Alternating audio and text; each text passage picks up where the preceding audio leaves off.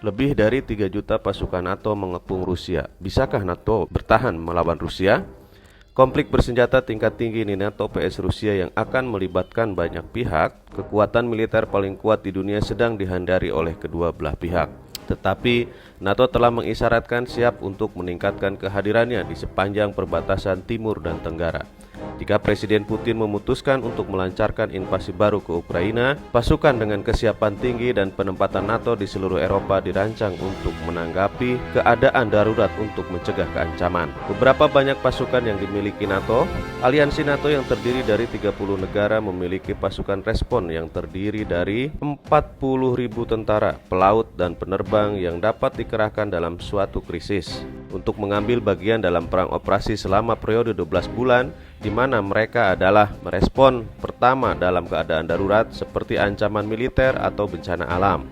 Dewan Atlantik Utara adalah badan pembuat keputusan politik utama dari aliansi tersebut dan bertanggung jawab untuk memutuskan apakah itu harus dipanggil ke dalam tindakan atau tidak. Negara-negara anggota NATO secara keseluruhan memiliki lebih dari 3 juta personil. Di samping persenjataan modern yang besar berupa rudal, angkatan udara, armada, dan persenjataan lainnya, Amerika Serikat, anggota terbesar dan paling maju secara militer, memiliki sekitar 1,3 juta pasukan personil yang aktif, di mana unit NATO dikerahkan di Eropa Timur. NATO memiliki 4 kelompok pertempuran seukuran batalion multinasional yang terletak di Estonia, Latvia, dan Lithuania, di Polandia, dan terdiri dari pasukan dari beberapa negara anggota.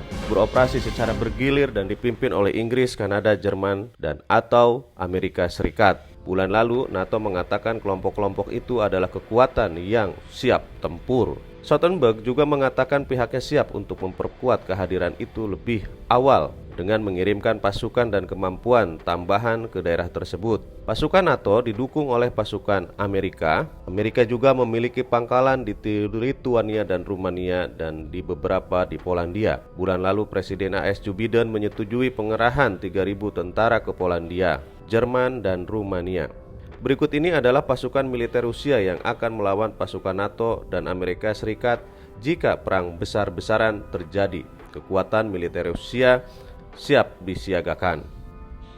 Angkatan bersenjata Rusia adalah salah satu kekuatan militer terbesar di dunia dengan sekitar 1 juta personil tugas aktif yang merupakan terbesar kelima di dunia dan setidaknya 2 juta personil cadangan. Semua warga negara laki-laki berusia 18-27 tahun wajib mengikuti wajib militer selama 1 tahun di angkatan bersenjata. Sebagai militer paling kuat kedua di dunia, angkatan bersenjata Rusia memiliki persediaan senjata nuklir terbesar di dunia. Ia memiliki armada kapal selam, rudal balistik terbesar kedua, dan merupakan salah satu dari hanya 3 militer yang mengoperasikan pembom strategis. Angkatan bersenjata Rusia memiliki pasukan tank terbesar di dunia dan armada angkutan udara dan angkutan laut paling kuat kedua.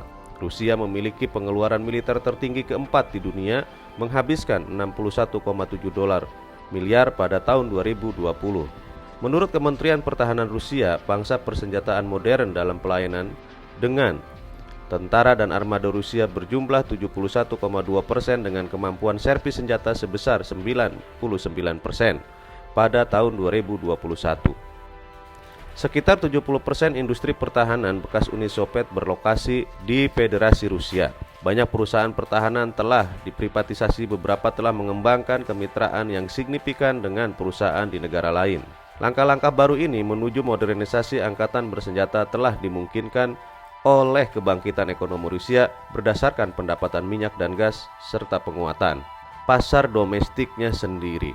Saat ini militer berada di tengah-tengah peningkatan peralatan utama dengan pemerintah dalam proses menghabiskan sekitar 200 miliar dolar sama dengan sekitar 400 miliar dalam mengembangkan dan produksi peralatan militer.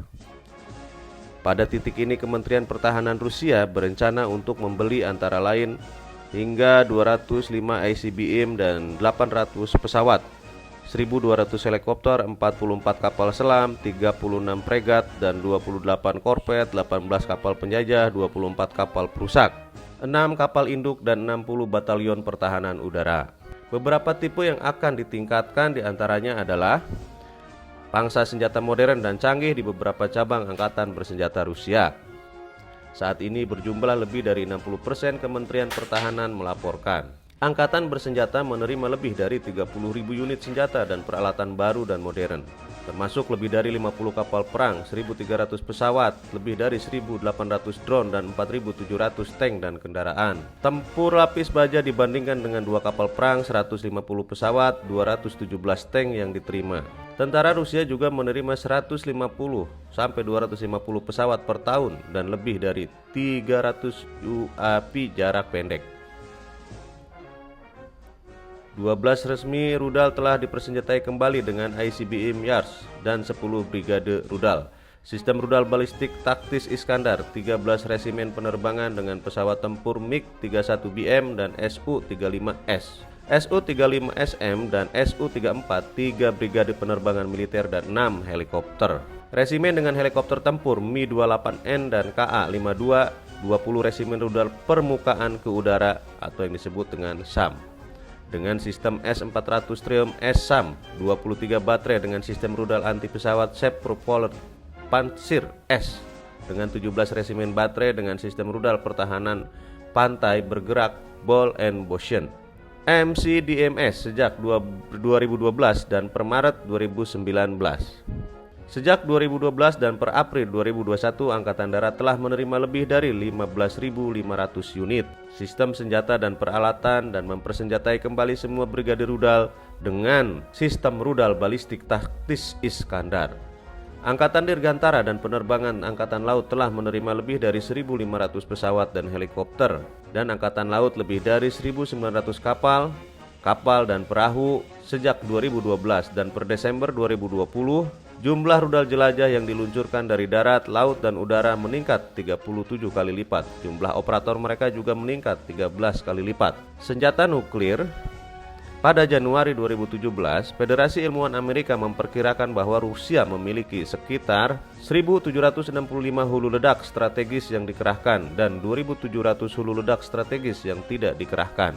Dan tidak dikerahkan ditambah 2.510 hulu ledak tambahan yang menunggu pembongkaran. Pasukan roket strategis Rusia mengontrol hulu ledak nuklir berbasis darat, sementara Angkatan Laut mengontrol rudal berbasis kapal selam dan pasukan dirgantara. Dengan hulu ledak yang diluncurkan dari udara, hulu ledak nuklir Rusia dikerahkan di 4 area. 1. Berbasis darat, silo seperti R-36 dan penggantiannya RS-28 Sarmat. Kedua, ponsel berbasis darat seperti RT-2PM2 Topol M dan RS-24 Yars baru. 3. Berbasis kapal selam seperti R-29RM Ucu, Liner, dan RSM-56 Bulava. Hulu ledak yang diluncurkan dari Komando Penerbangan Jarak Jauh Angkatan Udara Rusia, didoktrin militer Rusia melihat ekspansi NATO sebagai salah satu ancaman bagi Federasi Rusia dan berhak menggunakan senjata nuklir dalam menganggap agresi konvensional yang dapat membahayakan keberadaan negara. Sesuai dengan ini, kekuatan militer negara menerima dana yang memadai sepanjang akhir 1990-an. Jumlah rudal balistik antar benua dan hulu ledak yang bertugas aktif telah menurun selama bertahun-tahun, sesuai dengan perjanjian pembatasan senjata dengan AS, dan sebagian karena pengeluaran yang tidak mencukupi untuk pemeliharaan. Tetapi ini diimbangi dengan penyebaran rudal baru sebagai bukti terhadap pertahanan rudal. Rusia telah mengembangkan rudal RT-2MP Topol M SS-27 baru yang diklaim oleh seorang jenderal Rusia dapat menembus pertahanan rudal apapun, termasuk pertahanan rudal nasional yang direncanakan. Rudal tersebut dapat mengubah arah balik di udara maupun di luar angkasa untuk menghindari tindakan. Ini dirancang untuk diluncurkan dari unit tel seluler berbasis darat. Pada sore hari tanggal 11 September 2007, bahan peledak udara bahan bakar APBPM atau Bapak Segala bom berhasil diuji di lapangan. Menurut militer Rusia, senjata baru itu akan menggantikan beberapa jenis bom nuklir yang lebih kecil. Yang kita sajikan semoga bermanfaat untuk Anda sebagai penambah wawasan. Jangan lupa like, share, and subscribe channel kami. Tunggu untuk video-video berikutnya. Terima kasih. Salam merdeka.